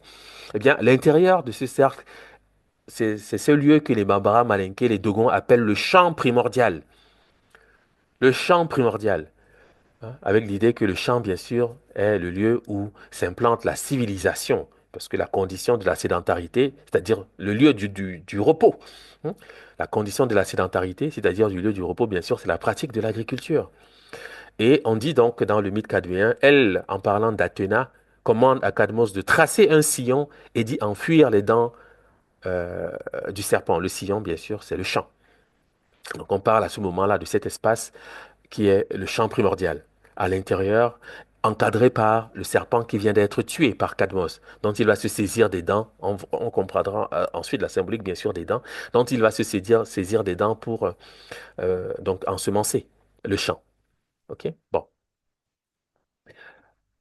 Pour saisir encore mieux, si je puis dire, la figure de ce fameux dragon, et bien sûr, on va se rapporter à une note qui est fournie par le corpus Dogon, qui évoque une figure, celle du chacal, sans insister sur l'image du chacal, qui est celle évidemment du renard pâle, c'est-à-dire Ogo, et bien sûr. Ogotemili dit ceci dans Le Dieu d'eau, qui était un ouvrage paru en 1948, qui est un enregistrement réalisé par un ethnologue français qui avait pour nom Marcel Griol. La faute avec le chacal a souillé la terre et cette affaire a dérangé le monde. C'est pourquoi le Nomo est venu le réorganiser. Dans tous les lieux où a gagné la culture, l'impureté a reculé. Entendez, dans tous les lieux où a gagné la culture, c'est-à-dire l'agriculture. Mais dans le mot culture, il y a aussi la question de connaissance des arts, des métiers, etc. Parce que tout ceci se rapporte à la civilisation, puisque c'est l'agriculture qui donne naissance aux sciences. C'est la sédentarité qui permet la civilisation. Pour quelques motifs que je peux rappeler ici. Puisque le sédentaire vit au même endroit, il a toujours la même perspective du ciel sous les yeux. Donc, il peut saisir la course des astres et c'est à partir de ce moment qu'il peut établir donc le calendrier. À la différence de nomade, qui, puisqu'il se déplace tout le temps, n'est pas capable de noter la récurrence de l'apparition des astres. Hein. Donc, c'est le sédentaire qui crée le calendrier. Dans le même temps, le sédentaire est aussi au même lieu toujours, ce qui permet de connaître son environnement immédiat, notamment les plantes avec lesquelles il va donc entreprendre de se soigner, donc la naissance de la médecine. Le sédentaire, puisqu'il vit au même endroit, est contraint à délimiter les parcelles de terre, puisque c'est une communauté. Et c'est par cette délimitation des parcelles de terre qu'il va engendrer, qu'il va créer la géométrie, c'est-à-dire les mathématiques. On peut continuer comme ça à l'infini, d'accord? Mais la civilisation est intrinsèquement liée à la sédentarité, c'est-à-dire à la pratique de l'agriculture. Voici pourquoi Ogotemi dit ce qu'il dit là. Il dit, dans tous les lieux où a gagné la culture, l'impureté a reculé. L'impureté, c'est la périphérie incarnée par ce serpent contre lequel combat Cadmos. La culture, par le mouvement de va-et-vient du paysan sur les parcelles, fait pénétrer le verbe des ancêtres, fait reculer l'impureté de la terre et tend la civilisation autour des lieux habités, hein. Donc c'est simplement pour rappeler que ce champ primordial représente la civilisation, représente le monde habité, représente la civilisation. D'accord?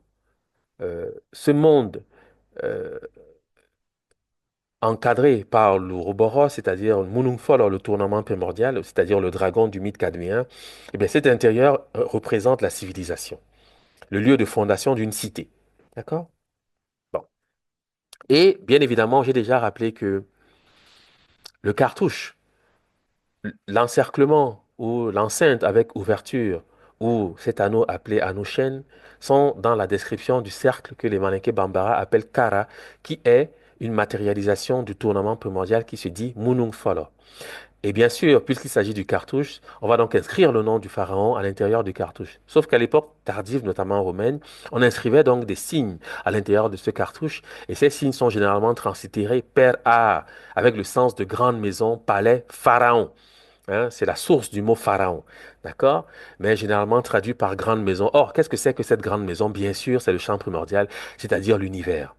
C'est ça qu'on appelle la grande maison dans ce contexte-ci, avec le sens de palais, etc. Mais en fait, puisque palais, c'est la demeure d'Horus, c'est-à-dire, c'est Hathor elle-même, la demeure d'Horus, le faucon à l'intérieur de l'enceinte.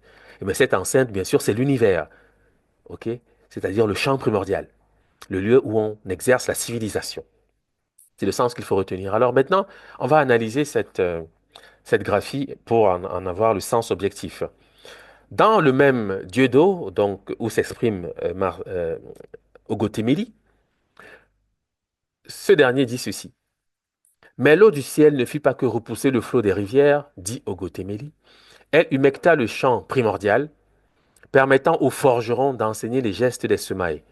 D'accord?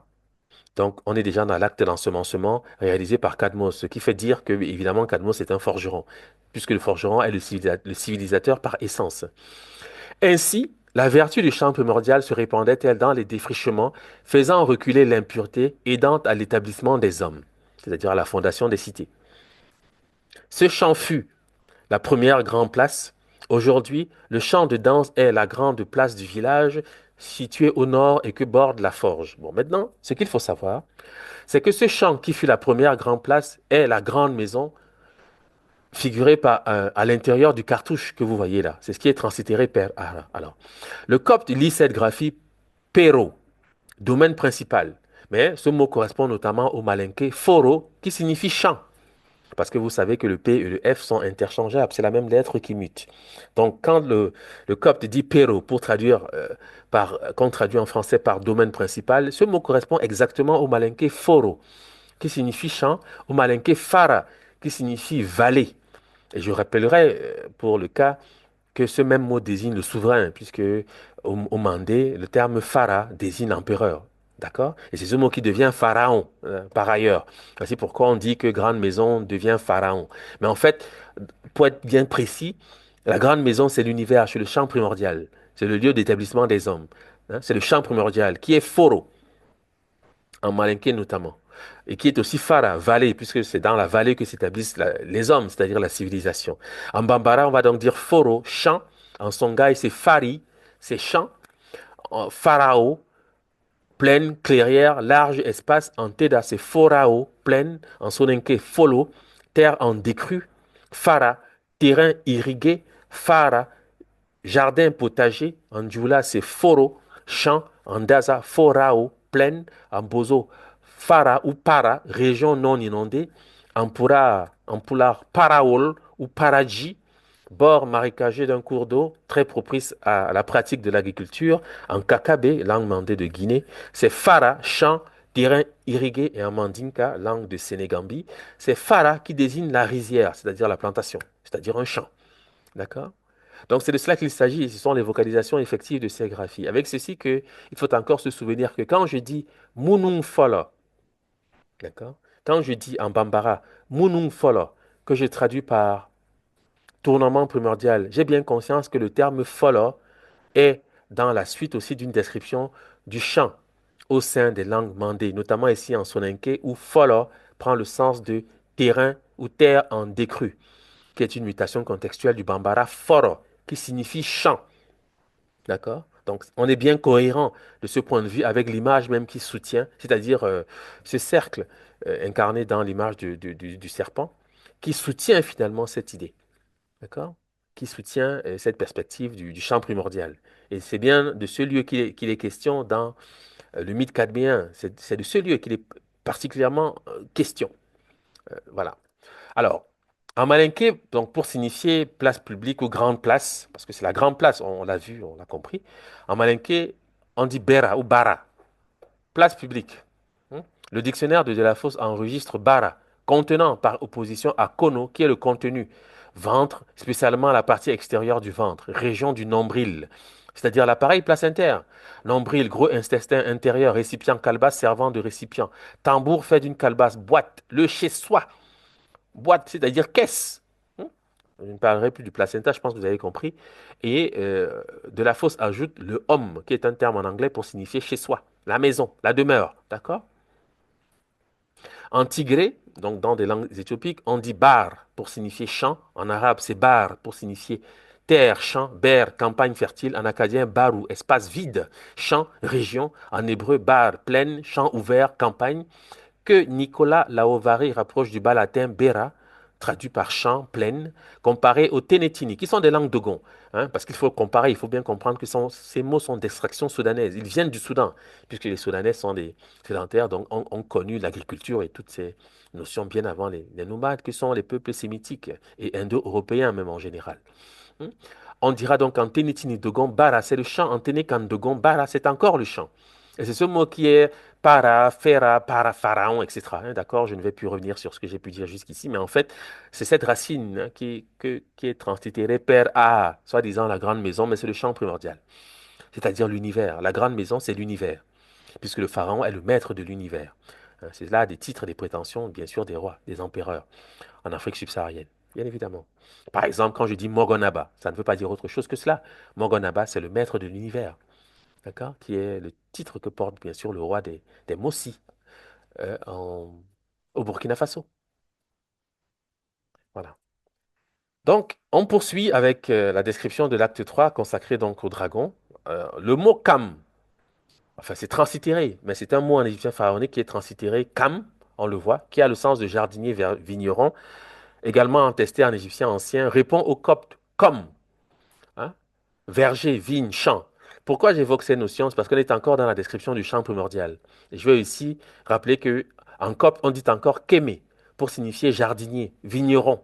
Et ce mot correspond notamment au bassa comme pour signifier ferme, onzem comme pour signifier campagne. Et ce sont des mots qui sont bien sûr liés au thème du repos, hein, comme, combe, etc. Comme j'ai pu le dire par ailleurs bien avant ceci, en rappelant aussi le lien intrinsèque que ces notions, que ce vocabulaire entretient avec le nom du bovidé, qui se dit como, combe, etc. Bref, vous aurez la présence d'esprit de retourner aux acétates précédentes et vous aurez sans difficulté l'occasion de comprendre ce que je suis en train de rappeler ici. Donc, les mots coptes du champ, de la vigne ou du jardinier se conforment à la description de l'espace vide encadré par le cartouche. D'accord? Cet espace vide-là, c'est le lieu de fondation d'établissement. Hein, l'intérieur, ok? Cet espace vide qui est le jardin ou la terre promise, parce que c'est cet espace vide qui donne naissance à la fameuse terre promise des littérateurs bibliques, sollicite les mots de l'intérieur auxquels s'apparaît le nom copte du jardin. Par exemple, dans les langues tchadiques, notamment ici en goulé, on va dire kem, qui signifie dans, intérieur. C'est un synonyme du bambara kono, qui signifie l'intérieur, le ventre. Ce sont les mêmes mots, d'accord? Mais ici, c'est une structure qui se rapporte directement au nom de l'Égypte pharaonique, d'accord? En douga, on dit keme, c'est l'intérieur. En art, kam, dans, intérieur. En baï, c'est kam, c'est l'intérieur. En bajiro, keme. L'intérieur en luto, kem ou keme, c'est l'intérieur. En dem, c'est keme, c'est l'intérieur. Quand au sein des langues Manen-Gouba, keme, notamment en Ninong, si ma mémoire est bonne, en Ninong, on dira keme pour signifier se reposer. Parce que c'est encore l'occasion de rappeler que ces notions se rapportent bien sûr à la sédentarité, d'accord? Au ventre de la maman, au placenta, c'est l'intérieur, d'accord? Il s'agit du premier sens dévolu à la graphie translittérée Kemet, mais en copte ça se lit Kémé bien sûr, qui désigne le pays des pharaons, lu par le copte Kémé. Plutarque dit que les anciens Égyptiens donnent à leur pays le nom de Kémia parce que le terrain en est noir comme la prunelle de l'œil et qu'il la compare au cœur humain. Cet intérieur hérite, parce que le cœur c'est l'intérieur. Hein. Quand quelque chose est au cœur de quelque, on parle de l'intérieur. Bien sûr, c'est encore la même idée. Et bien sûr, en bassa, le cœur se dit ngem, ngem, c'est kem. D'accord? C'est encore la même structure, bien sûr, phonétique. Cet intérieur hérite des mots de l'œil que les anciens Égyptiens comparent à leur pays d'après la note, bien sûr, de Plutarque. Dans les mêmes langues tchadiques, on dira, le Tchad, bien sûr, c'est le Soudan, je pense que vous le savez, on dira kem, œil, en bagirmien, c'est kam, c'est l'œil, en modo, c'est komo, c'est l'œil, en douga, c'est kam, c'est l'œil, en gouloussara, en goulasara, c'est kama, c'est l'œil, en kenga, kama, c'est l'œil, etc., etc., en gambei, c'est kem, en goulamere, c'est kama. Et bien sûr, cet œil n'est autre que kara, le cercle parfait, parce qu'il faut quand même se souvenir que c'est une pupille que nous avons ici, en description. Parce qu'il faut être évidemment attentif à l'image en question. C'est un œil qui est ici décrit. Hein. Ce qui est vu, parce que l'œil est le vecteur de la vue. Et ce qui est vu, bien sûr, c'est l'univers, le monde visible, incarné dans Horus. Voici pourquoi on parle de l'œil d'Horus. L'œil d'Horus. Mais il s'agit d'une description générale de ce qu'on appelle en fait la civilisation. D'accord? Parce qu'en réalité, ces mots-ci justifient de ce symbolisme, mais c'est un symbole qui a une ressource infinie dans les explications qui peuvent suivre naturellement. D'accord? Mais il fallait quand même se souvenir que c'est d'abord un œil que nous avons ici en présence. Voici pourquoi quand on dit kama, l'œil, on parle de cela, mais c'est aussi un mot pour signifier l'intérieur, etc., etc. Enfin, voilà. Vous comprenez l'idée. Donc, l'espace vide ou dégagé, décrit par le cartouche, se conçoit d'après le bambara follow, qui signifie créneau, meurtrière, fenêtre, c'est-à-dire ouverture. Hein, ouverture percée dans un mur. D'accord? C'est une ouverture. Cet espace vide-là, à l'intérieur du cartouche. Ouverture générée par le tournement primordial, c'est-à-dire la spirale de la création qui est Munung Follow, qui est bien sûr, euh, qui précède dans l'explication le cartouche, qui n'en est qu'une description singulière, avec d'autres éléments encore, puisque j'ai rappelé que le cartouche a la même symbolique que l'enceinte avec ouverture. L'enceinte avec ouverture, cette ouverture en bambara, c'est Follow. Parce qu'on dit munum follow, mais le mot follow a aussi le sens de fenêtre, ouverture percée dans un mur. On dit follow tege, percer une meurtrière ou une fenêtre. Follow noro, boucher une meurtrière ou une fenêtre. Kuli follow, ré de lumière, c'est-à-dire, parce que la fenêtre, vous devez vous en souvenir, est liée à la lumière. C'est d'ailleurs la raison pour laquelle dans les langues dites bantou, on dit muinda ou mundo, muinda, pour dire la, la lumière. Et c'est ce mot qui devient en anglais Windows, pour dire la fenêtre. Il faut bien le savoir, parce que c'est pas la fenêtre que rentre la lumière, puisque la civilisation est liée à la connaissance, et le symbole de la connaissance, c'est le feu, c'est la lumière. D'accord? Donc il faut bien savoir faire de ces liens pour bien comprendre de quoi il est question dans ce contexte-ci. Donc, je dis, le groupe translittéré père A, grande maison, désigne l'espace vide ou dégagé. En bambara, c'est foro, je l'ai rappelé, le champ. En malinké, c'est fara, la vallée. En soninké, foro, terre en décrue. En songhai, c'est foru, plaine, clairière, c'est-à-dire espace dégagé, c'est-à-dire ouverture. On dit foro, folo, furu ou fulu au sein de langue mandée pour signifier champ, bien commun, bien collectif, bien foncier. On dit fa foro, littéralement patrimoine, parce que fa c'est le père, foro c'est le bien, le champ. Donc quand on dit faforo, on traduit en français par patrimoine, c'est-à-dire le bien du père. Bien acquis par héritage, mais dont on ne peut disposer que sous certaines réserves. On dit foroba ou furuba, l'ensemble du bien de famille, communauté familiale ou nationale, collectivité, État, collectif commun. Donc on comprend bien que nous sommes en train de parler ici d'une cité, d'une nation, d'un pays. D'accord? Incarné donc dans Kara, tournement primordial, par sa matérialisation. D'accord? On dit forobafen, bien de la communauté, bien individu, bien collectif. Foroba moro, individu employé à un travail d'utilité publique, prestataire. Forobaya, communauté familiale, collectivité, service public, État. D'accord? Ce sont des éléments que vous rencontrerez dans le dictionnaire de Maurice Delafosse. En dernière instance, c'est bien la notion d'État. C'est bien à la notion d'État que se rapporte le groupe translittéré Père A avec l'idée de grande maison. Avec ceci que l'État est à l'image, la nation est à l'image de l'univers, le pays est à l'image de l'univers. C'est ainsi que les anciens Égyptiens théorisaient sur leur nation, leur pays, bien sûr, d'accord? Ils associaient bien sûr à l'univers, évidemment.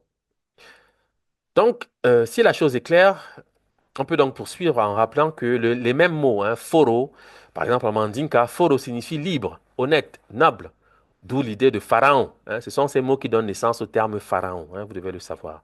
En mandinka, on dit foroya, la noblesse, être libre, honnête, liberté, honnêteté. En mandinka, on dit foroyandi, libérer, donner raison. Il faut se souvenir que l'agriculture est l'apanage des nobles au Soudan. Seuls les nobles ont la possibilité de pratiquer l'agriculture. Pourquoi? Parce que être noble, c'est bénéficier d'un domaine agricole. C'est-à-dire le roi, qui est le noble par essence, vous attribue un domaine à gérer.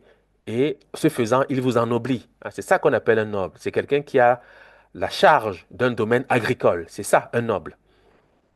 D'accord? Bon, ici, je rappelle maintenant, à travers cette image, ce que c'est que le cartouche avec le nom d'un pharaon, en l'occurrence ici, c'est Ramsès III, pour simplement bien indiquer de quoi on parle dans ce contexte. Si l'intérieur, c'est le champ primordial, c'est l'univers. OK? L'extérieur, c'est l'incivilisation, etc. Et le travail du pharaon consiste à faire reculer l'impureté, c'est-à-dire l'incivilisation, la barbarie, etc. Hein, ce sont des notions, bien sûr, que vous connaîtrez.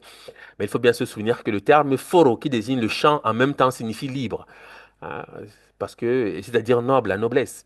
Parce que au Soudan, l'agriculture est l'apanage du noble. Voilà. Bernard Vichil pense que le mot égyptien translittéré per Aha désigne tout d'abord le palais royal, c'est-à-dire ses occupants, le roi et sa cour. Ce mot est retranscrit puro ou furo en copte, avec le sens de roi, qui explique l'assyrien pirou, pharaon, le grec pharaon, pharaon, l'hébreu paro, pharaon. Le copte, rappelle Werner Vichil, écrit Pharao pour désigner le pharaon de la Bible. Mais à y regarder de plus près, le mot exact pour roi en copte, ça indique notamment héros ou héros. Il faut bien s'en souvenir. La forme boraïque étant ouro pour signifier roi. Le P qu'on voit dans Puro, qui devient un F dans Fouro, qu'on trouve donc à l'initiale de Puro, a été interprété comme l'article défini copte. Et c'est effectivement ce qu'il est. C'est un article. C'est bien que Puro a le sens effectif de le roi. Quand on dit Puro qui va devenir pharaon, etc., comme je l'indique ici, ça signifie littéralement le roi. Parce que le P qui précède, c'est un article qui s'est fossilisé avec le mot Uro qui signifie roi. Et voici pourquoi on dit Puro, mais littéralement ça veut dire le roi. Or, les mots comme héros ou Uro qui ont le sens de roi en copte relèvent strictement du nom générique que porte le noble au Soudan. Par exemple, en malinké, on dit Oro, c'est le noble. Chez les Bozos, au Mali, on dit Oro, c'est être libre, personne libre, c'est-à-dire noble. En Soussou, c'est Oré, c'est l'affranchi, parce que la liberté est associée à la noblesse. Parce qu'on suppose que c'est l'agriculture qui libère, qui rend libre, en fait, parce que c'est elle qui émancipe l'humain à travers les bénéfices, à travers ces bénéfices que j'ai rappelés tout à l'heure, notamment la civilisation, qui en est le plus évident. Donc en Bambara, on dit Oron, c'est noblesse, homme libre. En Wolof, c'est Gor, hein, le H de Oro, notamment devient un G, c'est une mutation phonétique. On dit Gor en Wolof, homme de condition libre, Gor, Gor, libre, affranchi en CR, c'est Gor, noble. Un vocabulaire représenté bien sûr par le nom d'Horus, hein, ça se lit Kor en copte. Parce que Horus, c'est une forme latinisée, grécisée. On ne dit pas Horus, bien évidemment. Quoi qu'on comprenne, parce que Oro, c'est noble. Donc Horus, bien sûr, les Grecs rajoutent le us en terminaison. Mais en fait, cette graphie se lit Kor. C'est le nom d'Horus. C'est le nom du noble, c'est-à-dire de l'agriculteur. Bien sûr, puisqu'il incarne la civilisation. Il va donc se battre contre Seth, parce qu'évidemment, cet Ouroboros, cette incivilisation, ce désert, c'est lui, c'est son oncle, c'est Seth qui est dans l'image du dragon. Puisque même dans le mythe cadméen, on dit que ce dragon est une progéniture d'Arès. Arès, c'est le dieu de la guerre, c'est-à-dire c'est Seth. D'accord? C'est bien clair, hein. En fait, le chemin est tout à fait clair. Je le dis comme ça rapidement parce que je ne veux pas trop en dire pour ne pas compliquer l'explication. Mais en fait, les choses sont relativement simples. Il faut bien comprendre de quoi nous parlons dans ce contexte-là. Voilà. C'est la raison pour laquelle vous avez donc de ces images-ci où on trouve Horus, ici à cheval, en train de trucider son oncle Seth qui a ici la forme d'un saurien, c'est-à-dire d'un crocodile, si vous voulez. Et bien sûr, ce crocodile est dans l'image du dragon. Hein, ils sont de même, la même symbolique en fait. Hein, le dragon, le serpent, le python, toutes ces choses, ils peuvent être remplacés par le crocodile. La symbolique est toujours et encore la même. Avec ceci que le champ primordial est le lieu, l'espace de civilisation, puisque le lieu de sédentarité, et le travail du sédentaire consiste à étendre hein, l'espace de civilisation, c'est-à-dire par la pratique de l'agriculture.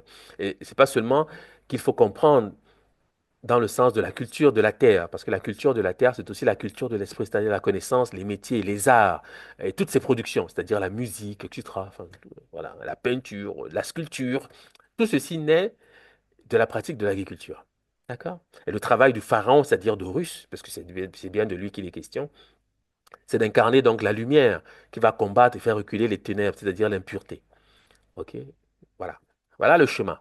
Voici pourquoi Cadmos combat et vainc ce dragon en se servant bien sûr d'un javelot. Tout ce qui est javelot, pierre blanche, comme c'est raconté, bien sûr, ce sont des éléments qui incarnent la lumière, c'est-à-dire les rayons du soleil. C'est de ça qu'il s'agit quand on parle des flèches. Il y a également un mythe bien connu, c'est le mythe pythien, le combat d'Apollon avec le dragon, avec Python. C'est encore la même image en réalité qui revient, incarnée, inspirée par ce que faisaient déjà les anciens Égyptiens. Ici, c'est une reproduction qu'on trouve chez les Romains, mais enfin déjà en Égypte antique, on trouve Horus en train de combattre son oncle, muni d'une lance. Il est muni d'une lance, ce qui est appelé javelot dans le contexte du mythe cadméen, mais c'est encore la même image, c'est toujours la même chose en fait. Hein, c'est ce que je veux dire. Donc, le travail du civilisateur consiste à faire reculer les ténèbres, incarné dans cet oncle qui est donc dans l'image du saurien, c'est-à-dire du crocodile, dans l'image du dragon, dans l'image du reptile monstrueux du mythe cadméen. Voilà. Maintenant, acte 4, nous allons parler donc des fameuses dents du dragon qui vont être semées. Première chose, c'est qu'il faut rappeler ceci concernant le mythe. On y lit ceci. Athéna elle, donc, commande à Cadmos de tracer un sillon et d'y enfuir les dents du serpent. Les hommes armés s'élèvent de terre, puis, se prenant mutuellement pour des ennemis, commencent à s'entretuer. Quand il n'en reste plus que 5, l'un d'eux suggère de faire la paix. Les 5 survivants aident Cadmos à fonder Thèbes. Ce qu'il faut comprendre, c'est que ces dents semées donnent naissance donc à des hommes armés. Ces hommes armés sont bien connus, c'est qu'il faut savoir comment se disent ces choses en grec. En grec, le mot semer se dit spéro. Hein. De ce mot, de ce verbe, découle le mot spartos, qui signifie semer, cultiver. Si bien que quand on dit, par exemple, Sparte ou Spartiate, cela signifie les hommes semés. Voici pourquoi ce sont des hommes en armes, en fait, qui naissent, hein, c'est-à-dire des soldats. C'est-à-dire l'aristocratie, en réalité, d'une certaine façon, parce que c'est un peu du même ordre. Dans tous les cas, c'est ce qui est rappelé ici. Voilà pourquoi c'est eux qui fondent, qui aident Cadmos à fonder Thèbes. Quoi qu'il en soit, en grec, on dit donc spartos, semer, cultiver, qui est le participe de spéro, semer, passé du sens de semer à cultiver, non sauvage, c'est-à-dire civilisé. Hein. C'est ça l'idée. Hein. Puis propre. Hein. Dans la mythologie grecque, les Spartes, en grec, ça se dit spartoi, du verbe spéro, semer, littéralement les hommes semés, sont un peuple fantastique, c'est-à-dire mythique, impliqué dans le mythe de Cadmos, fondateur de Thèbes. Ils naissent des dents du dragon tué par Cadmos et semés en terre. Sortis tout armés du sol, ils s'entretuent à l'exception de 5 d'entre eux qui aident Cadmos à fonder Thèbes. Alors, quelle est la symbolique de ce 5? Je le dis rapidement, ce qu'il faut savoir, que 5, c'est 14. C'est-à-dire 1 plus 4. On parlera à ce moment-là des 14 morceaux du corps d'Osiris. Je donne des éléments comme ça parce que vous devez savoir rattacher ceci à ce qui est soudanais, parce que c'est de cela qu'il s'agit. C'est aussi 266, parce qu'il y a 266 signes, etc., dans le mandé. OK? C'est-à-dire 6 plus 6 plus 2, c'est-à-dire encore 14. Mais ce 14, ce 5 représente également la croix, c'est-à-dire le point axial et les 4 points cardinaux. Parce qu'en réalité, ces 5, comment dire, incarnent, si l'on veut, d'une certaine façon, et bien sûr, les 4 points cardinaux et l'axe qui les rattache, et par la même occasion, bien sûr, les ancêtres de la cité. C'est exactement de cette manière qu'est conçue la généalogie des peuples soudanais. On peut ici citer les Dogons à travers les 4 ancêtres qui accompagnent le Nomo au moment de la descente de l'arche. c'est-à-dire de la naissance, parce que l'arche, c'est le placenta. D'accord? Donc, je ne reviendrai pas sur ces éléments mythiques, puisqu'il n'est pas question pour moi aujourd'hui d'aborder les mythes soudanais à proprement parler. Nous parlons de Cadmos, donc je me limite à ça, mais vous devez savoir à quoi ceci se rapporte, parce que c'est un symbolisme très fort, très, très, très puissant au Soudan. Mais puisque le sujet n'est pas vraiment à expliciter tout ceci, je le dis pour que vous ayez quand même une idée relativement complète de ces faits. Voilà. Alors, naturellement, puisqu'on parle des dents, il faut encore savoir comment s'appelle la dent. Bien sûr, en égyptien pharaonique, puisqu'on sait maintenant que ce mythe est d'extraction soudanais, puisque évidemment, les premiers habitants de la Grèce, les pelages, c'était des Éthiopiens, c'est-à-dire des Soudanais. Donc, il faut questionner le nom que porte la dent en égyptien pharaonique. Donc, voici son nom avec comme déterminatif un objet qui représente une défense d'éléphant, hein. C'est ça le déterminatif que vous avez ici à l'extrême droite. Pour ceux qui se questionnent sur le fait de ce que c'est qu'un déterminatif, c'est le signe qui termine la graphie, hein. On va lire de gauche vers la droite parce que le vivant, c'est-à-dire cet oiseau, est tourné vers la gauche. Donc, on lit en allant à sa rencontre. Ce qui fait que le déterminatif est le signe qui se termine et c'est ici le dessin d'une défense d'éléphant, hein. Donc, c'est translittéré, comme vous le voyez, avec comme sens dans défense. Bon, il se trouve que nous avons la lecture effective de ce mot en copte. C'est lu Nahaje, Nahaje, comme vous le voyez ici. Nahaje, dent, molaire, en copte. Bon, il se trouve que ce mot, c'est un homophone du nom pour signifier le cuivre, hein. Soyez juste attentifs, vous allez comprendre de quoi il s'agit. Dans les langues, bien sûr, sémitiques et certaines langues, enfin, dans les langues éthiopiques et certaines langues sémitiques. En Amérique, par exemple, on dit nahas pour signifier cuivre ou nas pour signifier cuivre. Bon, je rappelle que dans certaines langues dites bantou, c'est le nom des jumeaux. Et vous le verrez d'ailleurs, parce qu'en fait, le cuivre, qu'est-ce que c'est? Le cuivre, c'est le métal consacré au principe de gémelléité. Voici pourquoi vous comprendrez que les ancêtres des Thébains, c'est-à-dire ces cinq, naissent des dents. Parce que le lien qu'ils veulent établir à travers ce mythe, c'est le principe de gémelléité, consacrant bien sûr l'alliance cathartique, c'est-à-dire ce que au Soudan nous appelons la Sanankunya. Mais je vais l'expliquer, c'est déjà clair, mais je vais l'expliquer, ok? Il fallait premièrement expliquer pourquoi les dents. C'est Nahadje en copte, mais quand j'ai dit en tigrigne, Nahase, par exemple, pour dire cuivre, c'est ce rapport qu'il faut savoir établir.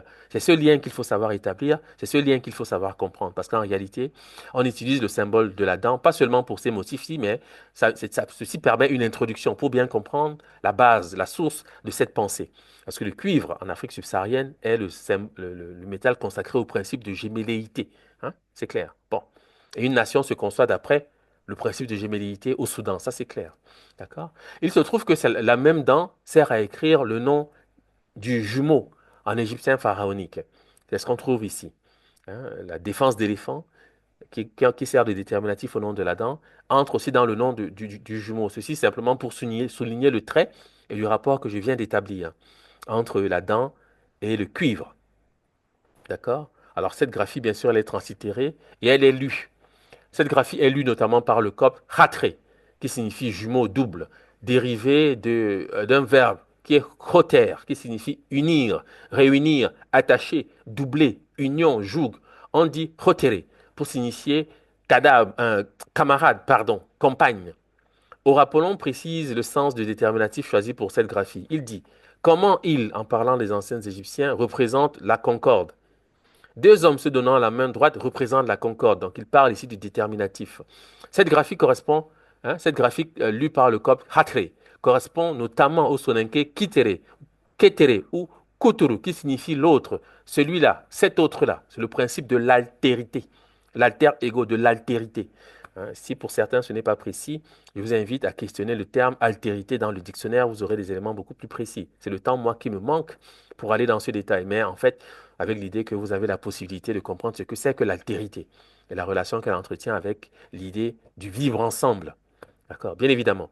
Donc, on dit par exemple en soninké, kiteren kité, l'autre main, hein, c'est la question de l'altérité, comme la gauche et la droite, hein, le haut et le bas, etc. L'homme et la femme. Voilà. De même sens que le mot, alors ce mot qui traduit l'idée autre est de même sens que le mot égyptien translittéré senou, que vous voyez là, qui se rapporte au chiffre 2, mais qui a aussi le sens de jumeau, égal, voisin, autre, lié notamment aux formes telles que le bambara sina, parce qu'on translittère senou, mais ça se dit notamment en bambara sina, qui signifie rival, ennemi. duquel on fait provenir le terme Sinankunya ou Sanan, parce qu'il y a plusieurs possibilité de ce point de vue. On fait parfois pour provenir ce mot de Sananko qui signifie rincer, mais parfois de Sina qui signifie rival, ennemi. Sinankunya, cousinage à plaisanterie, qui est une institution typiquement soudanaise, hein, méconnue par la Grèce récente. Mais on voit bien que la fondation de Thèbes sollicite ces concepts. Ça veut dire que Thèbes a été fondée par des Soudanais. C'est une évidence. À partir de ce moment, ça devient assez clair. D'accord? Et je rappelle que les mots de la dent soutiennent cela, parce qu'en gaze, par exemple, qui est une langue éthiopienne, on dit sen, c'est la dent. Hein, une forme apparentée au bambara, sina, qui signifie rival, ennemi. D'accord. Voici pourquoi ils s'entretuent, voici pourquoi ils se battent. En tigrinya, c'est seni, la dent. En arabe, c'est sin, la dent. En sérère, c'est sin, montrer les dents. En swahili, sini, la gencive. En poulard, sinin, montrer les dents, etc. Et c'est une structure phonétique qui se rapporte à la racine senou, que les égyptologues lisent chêne, pour dire anneau chêne. Hein, parce que, sans aller dans le détail, c'est un vocabulaire revendiqué par cet objet. Et je rappelle ici que nous sommes installés dans une pensée symbolique. Parce que même si je prends les thèmes du domaine, les langues dites bantou, par exemple, une langue comme le bassa, pour dire la dent, ça se dit une son. Pour dire l'ami, ça se dit son. D'accord? C'est-à-dire l'allié, le partenaire. Parce que la dent a été élevée comme symbole qui sert à décrire la catharsis, c'est-à-dire la purgation des passions, les alliances de type cathartique. D'accord? Voici pourquoi Cosmos se sert des dents dans ce contexte-là. Il sollicite le concept Sanankunya. C'est ça qu'il est en train de faire. D'accord? Et il faut bien le comprendre. Cela pour justifier du fait précisément qu'il s'agit d'un mythe soudanais à la base. D'accord? Il faut bien le comprendre parce que ce type d'institutions, ce sont typiquement, exclusivement subsahariennes. On ne trouve pas ce type d'institution dans le monde sémitique indo-européen. Ça n'existe pas. D'accord? Bon. Donc, le gaze dira pas. Donc, c'est la racine utile. Hein. Le gaze, par exemple, utilise ces racines SNW. Je ne sais pas comment ça se lit en gaze. C'est quelque chose comme c'est nous. Pour dire être en paix, vivre en paix, être d'accord, être en harmonie les uns avec les autres. Hein. C'est bien de cela qu'il s'agit. Voici pourquoi l'un des guerriers dit qu'il faut faire la paix après s'être entretué. Hein. Il parle ici de la catharsis. En gaze, on dit sénéou. Pacifier, rendre égaux, faire la paix, être d'accord, on dit sénaoué, harmonie, qui est par ailleurs le nom que prend l'épouse de Cadmos, que je n'ai pas évoqué dans ce contexte, mais elle est appelée harmonie. D'accord? Donc c'est bien clair de ce point de vue. Et ceci justifie donc de l'élément dans ce contexte-là. OK? Maintenant, pour clore l'acte 5, on va parler évidemment des lettres phéniciennes qui procèdent des mêmes dents. Parce qu'on raconte que Cadmos assigna aux 5 survivants les 5 premières lettres de l'alphabet qu'il apporta aux Grecs. Puisque ces survivants proviennent des dents semées, il y a donc un rapport éminent entre, évidemment, les dents semées, les survivants et les 5 premières lettres de l'alphabet grec en réalité. Alors, pourquoi s'établit ce rapport? C'est fort simple. C'est qu'il faut comprendre l'homophonie qui existe entre le nom de la dent et les mots du sable au sein des langues soudanaises. Je donne ici un exemple. Quand en guise je dis sen pour signifier dent, en bambara c'est chen pour signifier le sable. Et à partir de ce mot, on forme le bambara chenda, qui est la géomancie, qui signifie littéralement sable posé. En bambara, on dit chendala pour désigner le géomancien. Et on dit chenden pour signifier le signe, c'est-à-dire la lettre alphabétique, parce que les lettres alphabétiques procèdent des signes. Comme vous le savez, notamment les lettres phéniciennes procèdent des hiéroglyphes. Je pense que vous le savez. Et le mot Tchenden en bambara signifie littéralement l'enfant du sable ou sable enfant, si on veut le lire littéralement. Hein. Et ici, je présente donc un géomancien bambara qui est en train de tracer dans le sable des signes sacrés. D'accord? Pour simplement rappeler que c'est une tradition ancienne et soudanaise qui justifie finalement de ce discours qui clôt l'épisode que nous avons souhaité analyser aujourd'hui concernant les origines soudanaises de ce personnage donc appelé Cadmos. Et que signifie donc Cadmos? C'est là que nous allons conclure. Cadmos procède d'une racine qui passe pour être du proto-sémitique, KDM, qui signifie précéder, être devant. En gaze, on dira Kadami, premier, prédécesseur, début, d'abord en hébreu, c'est Kadmé, premier, ancien, on dit Kadima, avant, en avant. Non, hein. En arabe, c'est Kadam, le premier pas. Donc c'est une idée qui se rapporte à l'idée premier, traduit en bambara par Folo, Dumbunum Folo, sans plus retourner à ce que j'ai pu dire par ailleurs, mais c'est encore l'occasion de rappeler que nous sommes dans cette même description-là. Sauf que l'idée premier en bambara, ou prédécesseur en Bambara se dit Niemoro ou Niemoro, dévancier, aîné, hein, c'est-à-dire ancien, comme Kadmé en hébreu. Ce sont des synonymes, en fait. Et ce sont ces mots qui lisent le nom de qui paraît sur cette fameuse palette. Quand on lit généralement en armère, oh, c'est une convention. C'est Niemoro, devancier, aîné. Enfant, on dit Niamore. Aîné, adulte, notable, ancien, on dit par exemple Niamore Wam, mon frère aîné, c'est-à-dire mon prédécesseur, le premier, d'accord, etc.